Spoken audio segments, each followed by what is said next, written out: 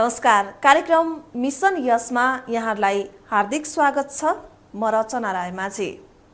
36 बुँदे काठमाडौँ घोषणापत्र जारी गर्दै 18औं सार्क शिखर सम्मेलन बिहिबार राजधानीमा सम्पन्न भयो। शान्ति र समृद्धिका लागि गहन एकताको नारासहित बुधबारबाट सुरु भएको सार्क सम्मेलन 36 बुँदे घोषणापत्र पारित गर्दै आगामी सार्क सम्मेलन पाकिस्तानको इस्लामाबादमा हुने पक्की गर्दै सम्पन्न भएको छ। सार्क सम्मेलनमा जारी गरिएको 36 बुँदे सम्झौतामा आखिर के बुँदा राखिएका छन्, देखाउँदैछौँ एक सामग्री।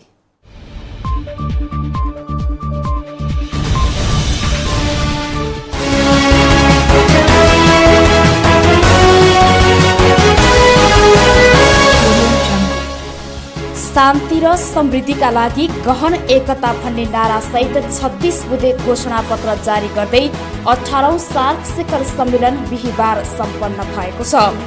दक्षिण एसियाली क्षेत्रीय सहयोग संगठन सार्कको 18औं शिखर सम्मेलनका अवसरमा नेपालको राजधानी काठमाडौँमा जम्मा हुनुभएका अफगानिस्तानका राष्ट्रपति अशरफ घानी, बंगलादेशका प्रधानमन्त्री शेख हसिना, भुटानका प्रधानमन्त्री छेरिङ तोङ्बे, भारतका प्रधानमन्त्री नरेन्द्र मोदी, मालदिव्सका राष्ट्रपति अब्दुल्लाह एमिन अब्दुल्लाह गयुन, नेपालका प्रधानमन्त्री सुशील कोइराला, पाकिस्तानका प्रधानमन्त्री नवाज शरीफ र श्रीलङ्काका राष्ट्रपति महिन्दा राजापाक्सेद्वारा हस्ताक्षरित सार्कको 18औं शिखर सम्मेलनको घोषणापत्र निम्न रूपमा जारी भएको छ। सार्कका सिद्धान्त तथा उद्देश्यहरूप्रति प्रतिबद्धता व्यक्त गर्दै तथा दक्षिण एसियाली जनताको जीवनस्तरमा गुणस्तर वृद्धि तथा सहयोग पुर्याउने प्रतिबद्धताका साथ सो घोषणापत्र जारी भएको छ। दक्षिण एसियाको क्षेत्रीय सहयोगमा अभिवृद्धिका लागि सार्क संगठनहरूलाई थप बलियो बनाउने र करिब 30 वर्षको इतिहास बोकेको सार्कलाई यस क्षेत्रको विकास र भावना अनुकूल बलियो बनाउने प्रतिबद्धता सो घोषणापत्रमा उल्लेख छ। साथै आपसी विश्वास, एकता, सहयोग, साझेदारी र समझदारीका माध्यमबाट क्षेत्रीय शान्ति र समृद्धिका लागि घनिष्ठ सम्बन्धको विकास गर्ने प्रतिबद्धता पनि घोषणापत्रमा जनाइएको छ। घोषणापत्रमा प्रस्तुत प्रतिबद्धता निम्न छन्। क्षेत्रीय सहयोग। दक्षिण एसियाली क्षेत्रमा व्यापार, लगानी, ऊर्जा, सुरक्षा, पूर्वाधार विकास, सम्बन्ध विस्तार, सांस्कृतिक विकास आयोजनाको कार्यान्वयन र प्राथमिकताको कार्यक्रमको समयमा नै कार्यान्वयन गरी यस क्षेत्रमा शान्ति, स्थायित्व र समृद्धिका लागि क्षेत्रीय एकतामा सो घोषणापत्रले जोड दिएको छ। दक्षिण एसियाली आर्थिक संघ। स्वतन्त्र व्यापार भन्सार संघ, साझा व्यापार र साझा आर्थिक तथा मौद्रिक संघ मार्फत सार्क नेताहरूले दक्षिण एसियाली आर्थिक संघको माध्यमबाट चरणबद्ध रूपमा आर्थिक विकासका क्रियाकलाप अगाडि बढाउने प्रतिबद्धता व्यक्त गरेका छन्। उनीहरूले अधिकतम विकसित तथा भूपरिवेष्टित राष्ट्रहरूका विकास प्रयासलाई सहयोग पुर्याउने र स्वतन्त्र व्यापारको क्षेत्रमा समतामूलक रूपमा लाभ लिन सक्ने गरी सघाउने प्रतिबद्धता पनि व्यक्त गरेका छन्। यसका लागि दक्षिण एसियाली स्वतन्त्र व्यापारको अवधारणालाई प्रभावकारी रूपमा कार्यान्वयन गर्नुपर्नेमा पनि घोषणापत्रमा जोड दिएको छ। साफ्टा र व्यापार सहजीकरण। घोषणापत्रमा साफ्टा मन्त्री परिषद र साफ्टा विज्ञ समूहलाई दक्षिण एसियाली क्षेत्रमा स्वतन्त्र व्यापारका क्रियाकलापहरूलाई थप गति प्रदान गर्न तथा वस्तु तथा सेवाको स्वतन्त्र व्यापारको अवधारणालाई थप सहजीकरण गर्न पनि निर्देशन दिएको छ।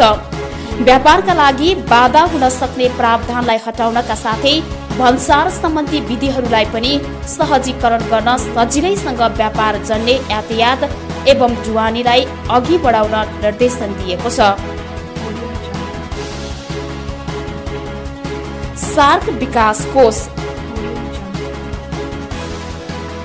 नेताहरू सार्क विकास कोषको यथाशीघ्र सामाजिक फाँटलाई दरिलो पार्न क्षेत्रीय तथा उपक्षेत्रीय परियोजनाहरूको प्रभावकारी कार्यान्वयनका लागि आर्थिक एवं पूर्वाधार फाँट सञ्चालन ल्याउन सहमत भएका छन्।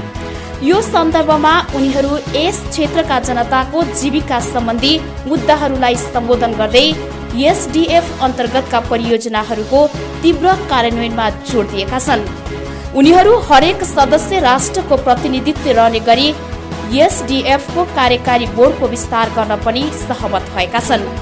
कार्यकारी प्रमुखहरूको सार्क सवारी सम्झौता, सार्क मोटर भेहिकल्स एग्रिमेन्ट र सार्क क्षेत्रीय रेलवे सम्झौतालाई अन्तिम रूप दिनेतर्फ भइरहेको महत्त्वपूर्ण प्रगतिको स्वागत गर्नुका साथै सम्झौतालाई स्वीकृतिका लागि टुङ्ग्याउन 3 महिनाभित्रमा यातायात मन्त्रीको बैठक राख्न सहमत भएका छन्।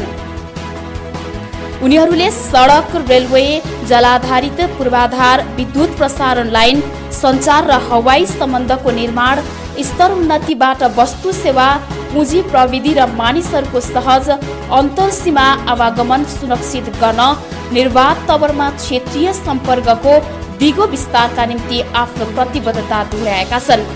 उनीहरूले सबै सम्पर्क माध्यमहरूबाट मध्य एसिया सहितका छिमेकी क्षेत्र लगायत सबैतिर दक्षिण एसियालाई जोड्नुपर्ने आवश्यकतामा जोड दिँदै सम्बन्ध निकायहरूलाई राष्ट्रिय, क्षेत्रीय र उपक्षेत्रीय उपमागसहित आवश्यक व्यवस्था गर्न निर्देशित गरेका छन्। ऊर्जा, जलविद्युत, प्राकृतिक ग्यास, सौर्य, वायु तथा जैविक ऊर्जा लगायत विद्युत उत्पादन, प्रसारण र व्यापारका विषयमा क्षेत्रीय र उपक्षेत्रीय परियोजना पहिचान गर्न तथा यस क्षेत्रको बढ्दो विद्युत मागलाई ध्यानमा राखी तिनको उच्च प्राथमिकताका साथ कार्यान्वयन गर्न सार्कका सम्बन्धित निकायलाई निर्देशन दिएको छ। गरिबी निवारण,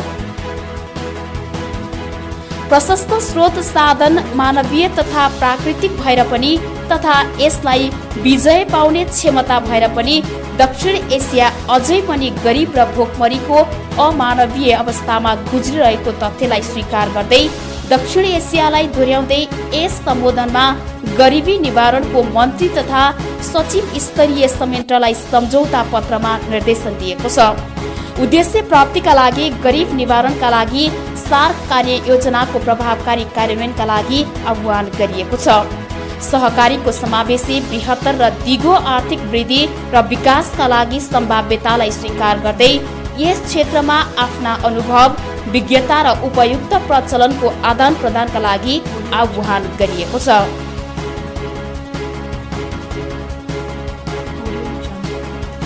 सन् 2015 पछिको विकास लक्ष्य, नेताहरूले संयुक्त राष्ट्र सङ्घद्वारा पारित गरिएपछि सन् 2015 पछिका विकास लक्ष्यले दिगो विकासका लागि क्षेत्रीय प्रयासलाई भरथेक गर्ने अवसर प्रदान गर्ने कुरा स्वीकार गरेका छन्। क्षेत्रीय स्तरमा दिगो विकासलाई सन्देशमूलक बनाउन अन्तर सरकारी प्रक्रिया सुरु गरिनेछ।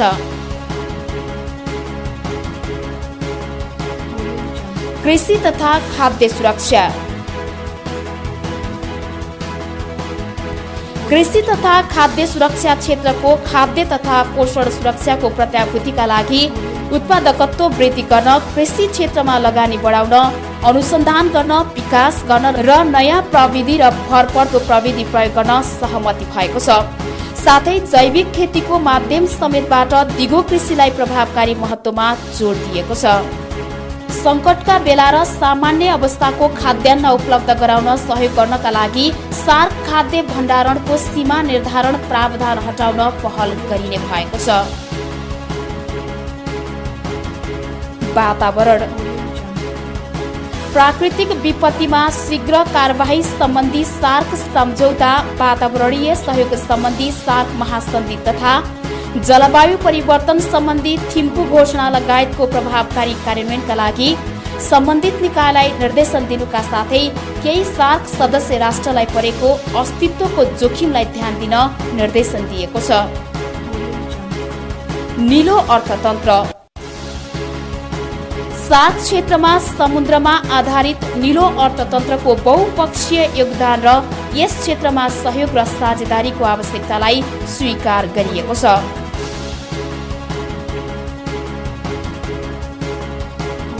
स्वास्थ्य घोषणापत्रमा स्वास्थ्यप्रति महत्त्व दिँदै नसर्ने खालका रोगहरूको नियन्त्रण, अन्य विविध खाले रोग विरुद्ध लड्न सक्ने क्षमताको विकास गर्न, नागरिकलाई स्वास्थ्य सुविधा उपलब्धताका लागि स्वास्थ्य सम्बन्धी नीति प्रणाली र पूर्व तयारीका बारेमा आवश्यक कार्यक्रमका लागि जोड दिएको छ। घोषणापत्रमा सार्क क्षेत्रमा पछिल्लो दशकमा HIV एड्सको महामारी कम गर्ने गरी भएको कामहरूको प्रशंसा गर्दै तिनलाई निरन्तरता दिन आग्रह गर्दै सन् 2030 सम्ममा यस क्षेत्रमा एड्सको महामारी अन्त्य गर्न जोड दिएको छ। साथै सार्कका नेताहरूले काठमाडौँमा रहेको सार्क क्षयरोग तथा HIV केन्द्रको क्षमता अभिवृद्धि गर्न सम्बन्धित निकायलाई निर्देशन दिएको छ।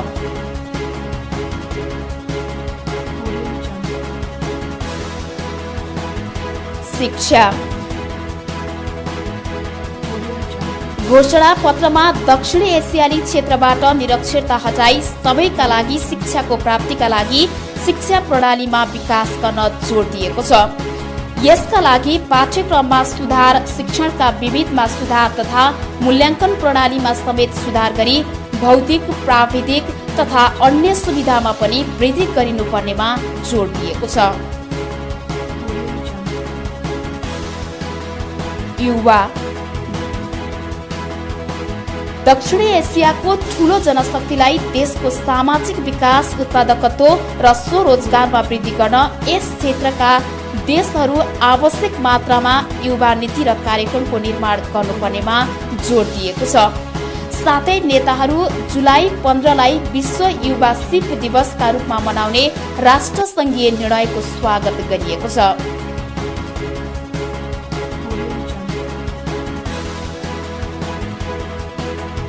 महिला तथा बालबालिका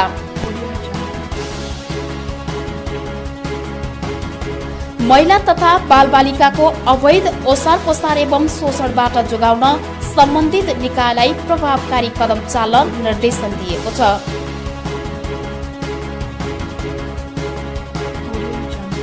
सामाजिक सुरक्षा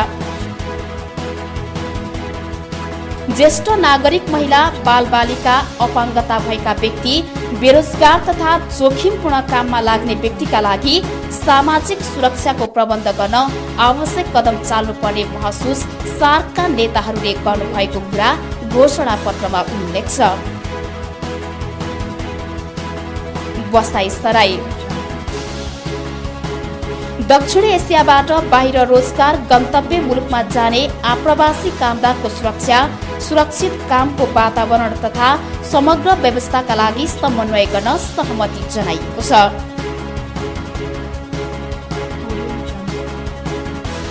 विज्ञान र प्रविधि अनुभवको आदान प्रदान तथा प्रविधि हस्तान्तरण मार्फत सामाजिक, आर्थिक तथा जनताको हितका लागि अन्तरिक्ष प्रविधि उपयोग गर्न सदस्य राष्ट्रको क्षमता विकास गर्न सहमत भएको छ। दूरसञ्चार यस क्षेत्रका जनतामा टेलिफोन सेवामा उचित र न्यून शुल्कका लागि सार्वजनिक निकाय र निजी सरोकारवाला बीच सहकार्य र समन्वयका लागि दिशा निर्देश गरिएको छ।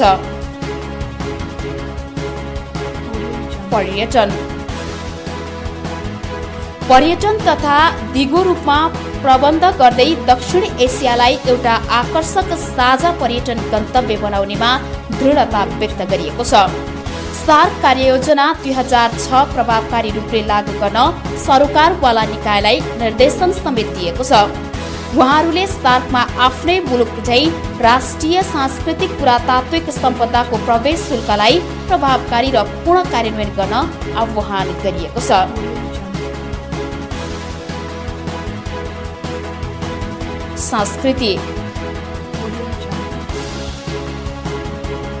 संस्कृतिको संरक्षणका लागि सार्क कार्यसूची प्रभावकारी रूपमा लागू गर्न दक्षिण एसियाली सांस्कृतिक सम्पदालाई संरक्षण एवं पुनःस्थापना गर्न कदम चाल्नका लागि निर्देशिका सहितको सार्क सम्पदा सूची तयार गर्ने सहमति जनाइएको छ। सन् 2016लाई सार्क सांस्कृतिक सम्पदा वर्षको रूपमा घोषणा गर्दै सफल कार्यान्वयनका लागि सम्बन्धित निकायलाई कार्ययोजना बनाउन निर्देशन दिएको छ।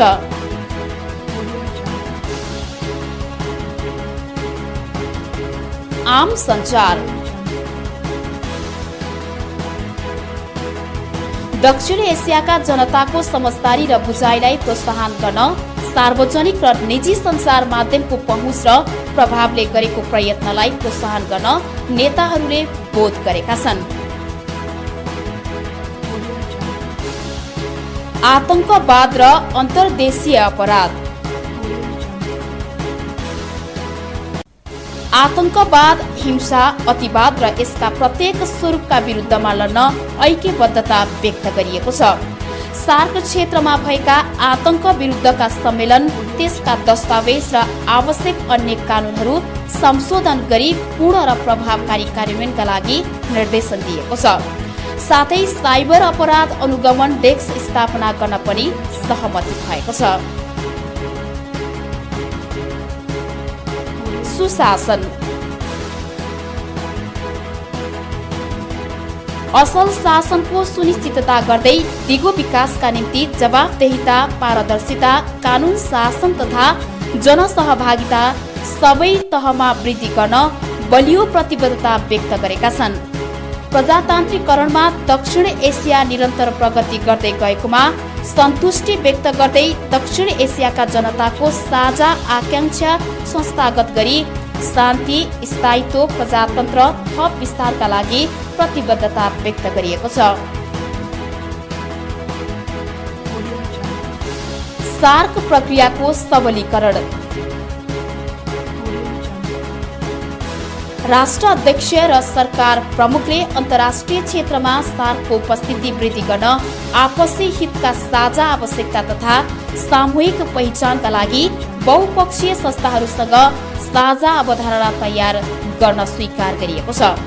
प्रत्येक 3 वर्षमा सार्कका संयन्त्रको कार्यक्षमता पुनरावलोकनसँगै मूल्याङ्कन कार्यक्षमता, उपलब्धि तथा अवरोधको निरन्तर मूल्याङ्कनका लागि अन्तर सरकारी स्तरमा स्थायी समितिलाई गर्न निर्देशन दिएको छ। अब उपरान्त सार्क शिखर सम्मेलन प्रत्येक 2 वर्षमा गर्ने, आवश्यक भएमा त्योभन्दा अगाडि मन्त्री परिषदको बैठक 1 वर्षमा गर्ने, स्थायी समितिको बैठक कम्तीमा वर्षमा 1 पटक बस्ने र कार्यक्रम समितिको बैठक कम्तीमा 2 वर्षमा बस्नेमा नेताहरू सहमत भएका छन्।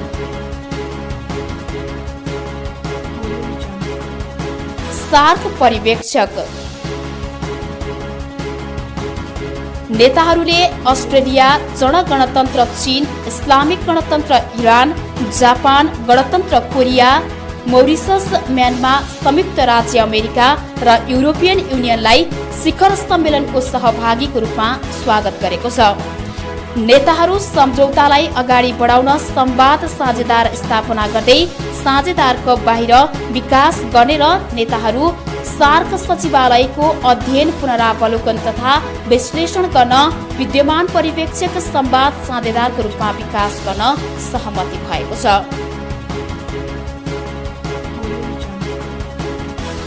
19औं शिखर सम्मेलन। 19औं शिखर सम्मेलन पाकिस्तानले आयोजना गर्ने आह्वानलाई नेताहरूले स्वागत गरेका छन्।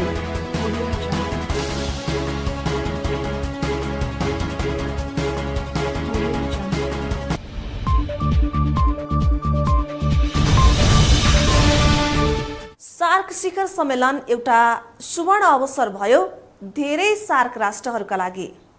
सार्कमा आएका पाहुनाहरू कोही द्विपक्षीय सम्बन्ध सुधारका लागि व्यस्त देखिए भने कोही सांस्कृतिक तथा धार्मिक महत्त्वका पुरातात्विक सम्पदा अवलोकनका लागि व्यस्त देखिए।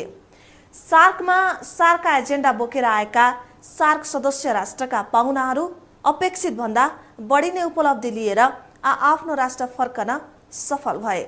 यस्ता केही उदाहरण छन् जो हामी प्रस्तुत गर्दैछौँ।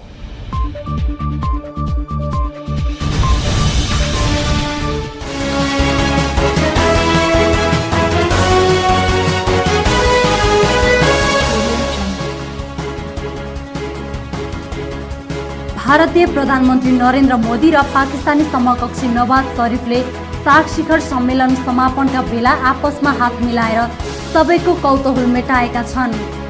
मोदी र शरीफले समापन समारोहको अन्त्यमा बिहिबार राष्ट्रिय सभागृहको मञ्चमा करिब 35 सेकेन्ड हात मिलाए। दुवैले केही बेर कुरा मात्र गरेनन्, त्यसपछि हाँसे पनि। यी दुई सरकार प्रमुखले बिहिबार दिउँसो धुलीखेलको द्वारिकाज रिसोर्टमा आयोजित रिट्रिटमा हात मिलाउनुका साथै कुराकानी गरेका थिए। तर के कुरा भयो उनीहरूलाई मात्र थाहा छ। यी दुई देशबीचको विवादास्पद क्षेत्र काश्मीरमा केही समय अघिसम्म जारी रहेको सीमा क्षेत्रको हिंसात्मक आक्रमण रोकिएको केही समय लगत्तै भएको सार्क सम्मेलनमा यी दुई देशका सरकार प्रमुखहरूको भेटघाट भएको हो। त्यसैले सम्मेलनका क्रममा भारतीय प्रधानमन्त्री नरेन्द्र मोदी र पाकिस्तानी प्रधानमन्त्री नवाज शरीफ बीचको यो राम्रो सुरुवातले सम्बन्ध सुधारमा थोरै मात्र प्रगति हुन सक्ने अनुमान गरिएको छ। एकातिर यी दुई देश बीचमा विगतकै विवादास्पद मुद्दामा हिंसा बढेको र अर्कोतर्फ यस क्षेत्रीय सङ्गठनकै एक सदस्य रहेको अफगानिस्तानबाट यसै वर्षको अन्त्यसम्ममा अमेरिकी नेतृत्वको नेटो सेना हट्न लागेकोले पनि यो सम्मेलनमा भारत पाकिस्तान सम्बन्ध अर्थपूर्ण रूपमा हेरिएको थियो। मोदी केही महिना मात्र अघि भारतमा प्रधानमन्त्री नियुक्ति भएका हुन्। मोदीले आफू प्रधानमन्त्री भएदेखि नै दक्षिण एसियाका आफ्ना छिमेकीसँगको सम्बन्धलाई थप सुमधुर बनाउने नीति लिएका छन्। त्यसैले मोदीले आफूले प्रधानमन्त्रीको शपथ ग्रहण गर्ने क्रममा नै दक्षिण एसियाका सबै देशका सरकार प्रमुखलाई पाहुनाका रूपमा आमन्त्रण गरेका थिए। भारत र पाकिस्तान बीच सन् 2008देखि नै अवरुद्ध रहिआएको द्विपक्षीय शान्ति वार्तालाई पुनः निरन्तरता दिन दुई पक्ष सहमत भएको भए पनि यस वार्ताको सुरुवात भने हुन सकिरहेको छैन। सार्क शिखर सम्मेलनको उद्घाटनका दिनमा एक आपसमा नबोलेका दुई प्रधानमन्त्री समापनका अवसरमा भने सबैलाई खुसी दिलाए। सम्मेलन सकिएपछि दुई देशका प्रधानमन्त्रीले मुस्कुराउँदै हात मिलाएर सबैलाई खुसी बनाएका हुन्। भारतीय प्रधानमन्त्री मोदीसँग हात मिलाउनका लागि पाकिस्तानी प्रधानमन्त्री शरीफ आफू बसेको ठाउँबाट मोदी भएको ठाउँसम्म पुगेका थिए। दुई देशका प्रधानमन्त्रीले मुस्कुराउँदै हात मिलाएपछि कार्यक्रममा सहभागी करिब 400 विशिष्ट व्यक्तिहरूको तालीले राष्ट्रिय सभागृहको हल गुन्जिएको थियो।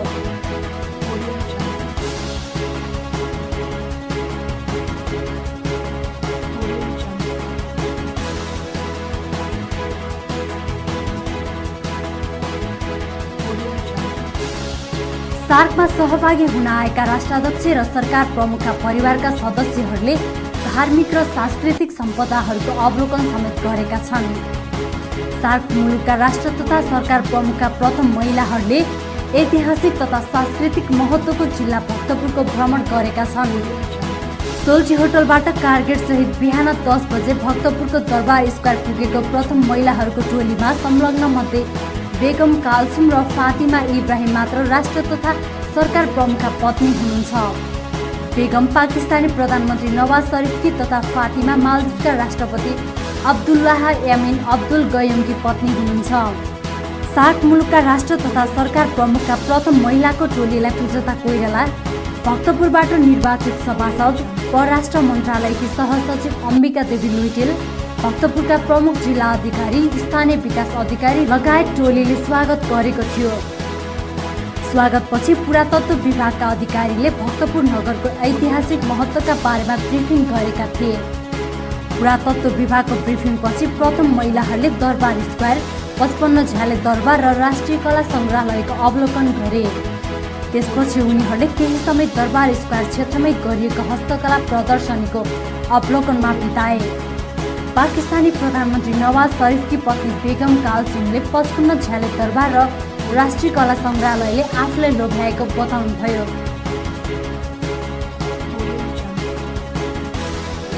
So beautiful, so beautiful.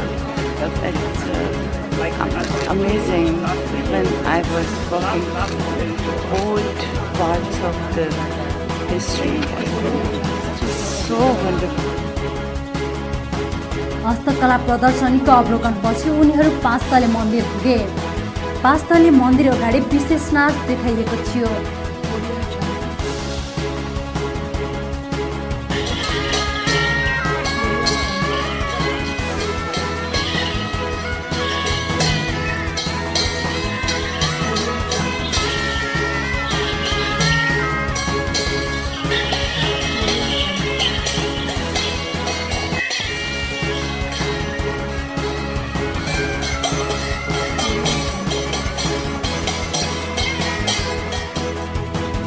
प्रथम महिलाहरूले प्राचीन सम्पदा र नाच अवलोकनमा 2 घण्टा बिताए। उनीहरू नाच अवलोकनपछि 5 तले मन्दिरसँगै रहेको क्याफेमा कफी पिएर अपराह्न 12 बजे फर्किएका थिए।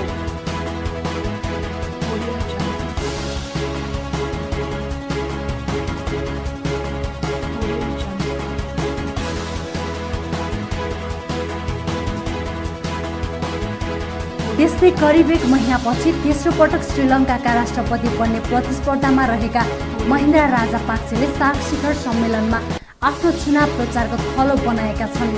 सार्कको शीर्ष नेताहरूले उनलाई तेस्रो पटक श्रीलङ्काको राष्ट्रपति निर्वाचित हुनका लागि शुभकामना मात्र दिएनन्, कतिपयले उनलाई नै पुनः निर्वाचित भएको देख्न चाहेको समेत बताए। श्रीलङ्कामा पूर्व निर्धारित समयभन्दा 2 वर्ष अघि नै आगामी जनवरी 8मा राष्ट्रपतिको निर्वाचन हुँदैछ। राजापाक्से तेस्रो कार्यकालका लागि उम्मेद्वार बनेका छन्। उनले सार्क सम्मेलनमा सहभागी हुन काठमाडौँ आएका बेला विभिन्न देशका राष्ट्र तथा सरकार प्रमुखले पुनः निर्वाचित हुन दिएको शुभकामनाले महत्त्व दिँदै ट्विटर मार्फत सार्वजनिक गरेका छन्। राजापाक्सेलाई भारतीय प्रधानमन्त्री नरेन्द्र मोदी, मालदिभ्सका राष्ट्रपति अब्दुल्लाह यामिन गयुम, भुटानका प्रधानमन्त्री छिरिङ तोब्गे र नेपालकी प्रथम महिला सुजाता कोइरालाले पुनः निर्वाचित हुनका लागि शुभकामना दिएको भन्दै ट्विट गरेका छन्। धुलीखेल रिट्रिटका बेला 7 देशका कार्यकारी प्रमुखले उनको आसन्न निर्वाचनको अवस्थाबारे अनौपचारिक कुरा गर्दै पुनः निर्वाचित हुन शुभकामना दिएका छन्।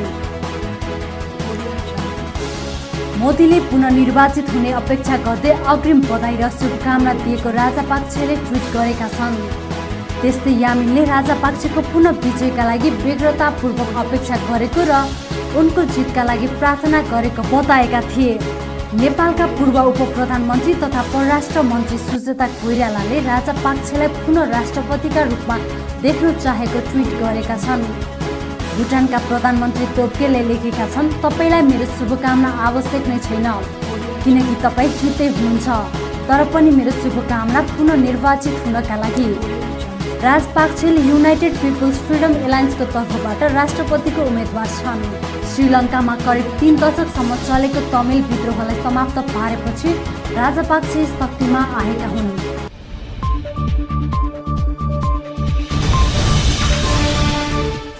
पहिलो संविधान सभाले संविधान दिन नसकेर संविधान सभा नै अवसान भएको दृश्य देखिसकेका छिमेकी तथा सार्क राष्ट्रहरूले नेपालमा शान्ति र संविधान निर्माण होस् भन्ने चाहना र कामना राखेका छन्। दलगत स्वार्थलाई त्यागेर राष्ट्र र जनताका लागि काम गर्न उनीहरूले सुझाव दिएका छन्।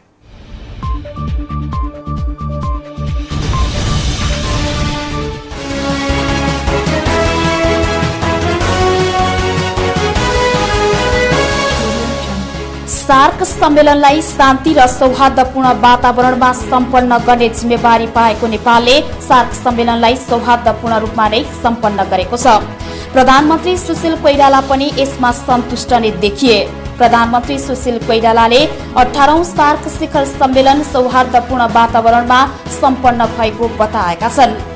सम्मेलनको समापनपछि बिहीबार काठमाडौँमा आयोजित पत्रकार सम्मेलनमा प्रधानमन्त्री कोइरालाले सार्कले शान्ति र स्थायित्वको क्षेत्रमा गति लिने दावी गरे। उनले आफूहरू लोकतान्त्रिक पद्धति अनुसार माघ 8मा नै लोकतान्त्रिक संविधान निर्माण गर्न प्रतिबद्ध भएको पनि बताए। उनी निकै सौहार्दपूर्ण वातावरणमा सार्क सम्पन्न भएकोमा यसरी गर्वान्वित भएको महसुस गरिरहेका थिए। We have come to successful conclusion of the 18th SAARC Summit with the adoption of the Kathmandu Declaration. This is a forward-looking document on common vision, commitment, and shared responsibility to ensure peace, stability, and prosperity in the region.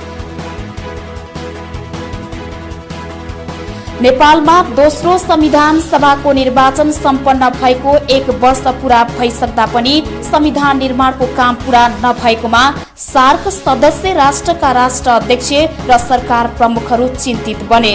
उनीहरूले प्रधानमन्त्री र राजनीतिक दलहरूलाई दलगत स्वार्थ छोडेर संविधान निर्माणमा जुट्न सुझाव पनि दिए। यसमा सबैभन्दा बढी चिन्तित छिमेकी राष्ट्र भारतका प्रधानमन्त्री नरेन्द्र मोदी देखिए।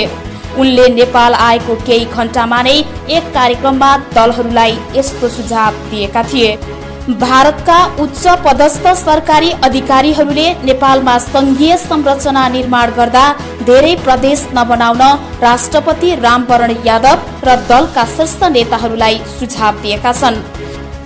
ट्रमा सेन्टर उद्घाटन समारोहमा नेपालको संविधान निर्माणबारे खुलेरै सल्लाह दिएर विवादमा आएका भारतीय प्रधानमन्त्री नरेन्द्र मोदी सार्कको औपचारिक कार्यक्रममा व्यस्त रहँदा उनीसँग आएका उच्च पदस्थ भारतीय अधिकारीले नेपालमा कस्तो संघीयता बनाउने भन्ने बारे छलफल गर्दै भारत सरकारको धारणा राखेका हुन्।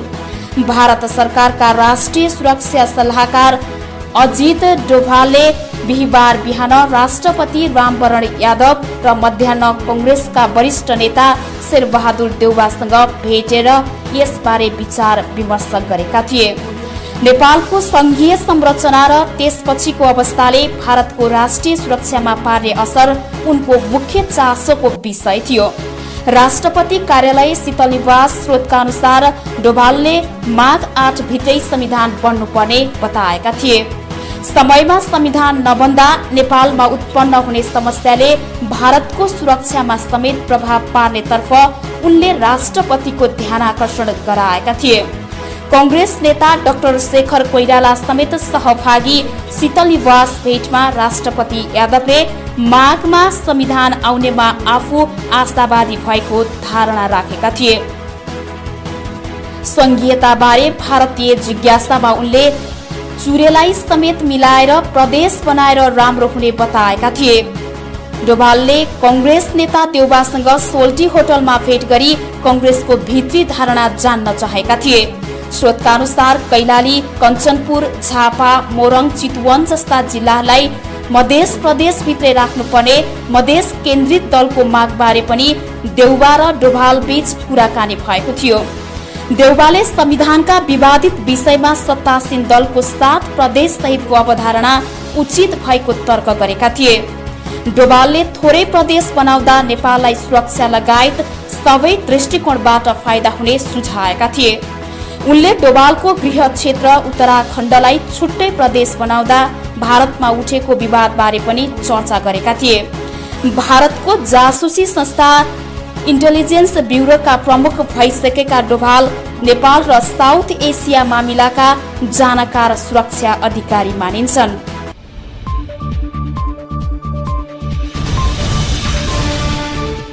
नेपालले सार्क शिखर सम्मेलन सफलतापूर्वक सम्पन्न गर्ने जिम्मेवारी मात्रै पूरा गरेन। 18औं सार्क शिखर सम्मेलनमा 36 बुँदे घोषणापत्र, सार्क सदस्य राष्ट्र तथा भारत र पाकिस्तान बीचको द्विपक्षीय सम्बन्ध सुधार, ऊर्जा व्यापार सम्झौता लगायत उल्लेखनीय कदमहरू अगाडि बढाउन सफल भयो। सार्क राष्ट्रहरू आफूले हस्ताक्षर गरेका सम्झौता र घोषणापत्र कतिसम्म कार्यान्वयन गर्न सक्छन् त्यो भने निकट भविष्यले नै देखाउला। हामी यति भन्छौं, सार्क सम्मेलन र यसका एजेन्डाहरू हात्ती आयो फुस्सा नबनोस्। कार्यक्रम मिशन यस आजलाई यति नै। सोमबार अर्को श्रृङ्खलाका साथ उपस्थित हुन्छौं। बिदा दिनुहोस्। नमस्ते।